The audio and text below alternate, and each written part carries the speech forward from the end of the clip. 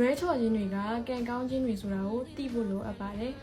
ကိုကကောင်းပြီးလျက်နဲ့မကောင်းတဲ့သူတွေနဲ့တွေ့တဲ့အခါမျိုးဒါမှမဟုတ်လို့ရှိရင်တစ္ဆာဖောက်ခံရတဲ့အခါမျိုးတွေမှာဆိုလို့ရှိရင်ကျမတို့ကကံဆိုးလိုက်တာငါချစ်တယ်လို့သူငါ့ကိုမချစ်ဘူးငါ့အပေါ်လုံးရက်လေခြင်းဆိုပြီးတော့တွေးမိကြတယ်မဟုတ်လားဒါပေမဲ့ကျမကတော့လူတယောက်အကြောင်းကိုနောက်ကျမှသိတာထက်စောစောစီးစီးသိလိုက်ရတဲ့ကံတရားကိုပို့ပြီးတော့ကျေးဇူးတင်မိပါတယ်ဘာလို့လဲဆိုလို့ရှိရင်သူ့အကြောင်းကိုမသိရဘဲနဲ့အချိန်တွေကုန်နေတာထက်ဆလို့ရှိရင်သိလိုက်ရတဲ့2 နှစ်3 နှစ်ဟာဘာမှမဟုတ်တော့ဘူးဆိုတာပါပဲ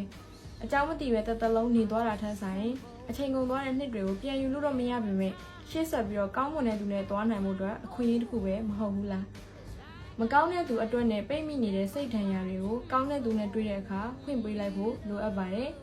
ဒါကြောင့်မို့လို့လွဲချော်သွားတိုင်းကန်ဆိုးသူတို့မှမတတ်မှတ်ပဲနဲ့ပိုကောင်းတဲ့လူပိုကောင်းတဲ့အရာပိုကောင်းတဲ့အချစ်ဖြစ်လာဖို့အခွင့်အရေးတစ်ခုရလာတယ်လို့သတိရလိုက်ပါ